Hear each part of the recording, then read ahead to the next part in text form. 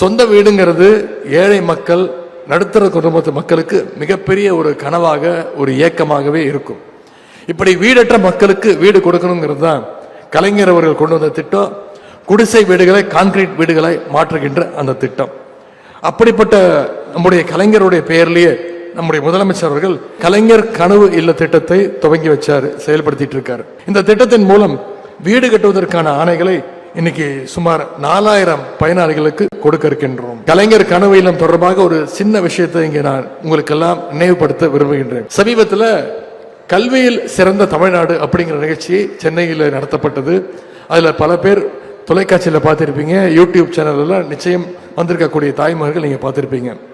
அந்த நிகழ்ச்சியில தென்காசி மாவட்டத்தை சேர்ந்த பிரேமாங்கிற ஒரு மாணவி பேசினாங்க. மழை பெஞ்சா ஒழுகிற பழைய வீட்டில் இருக்கிறதா அந்த மாணவி தன்னுடைய குறையை முதலமைச்சர் கிட்ட தெரிவிச்சாங்க.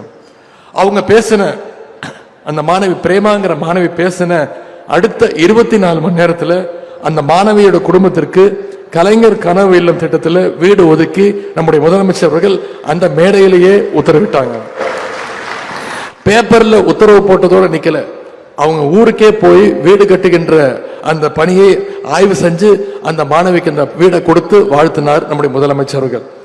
போன மாசம் வீடு இல்லைன்னு சொன்ன ஒரு மாணவி இந்த மாசம் தன்னுடைய கண் முன்னாடி தன்னுடைய வீடு கட்டப்படுவதை பார்த்து அந்த மாணவி இன்னைக்கு மகிழ்ச்சியில் இருக்கிறாங்க. அந்த மாணவியோட குடும்பமும் மகிழ்ச்சியில் இருக்காங்க.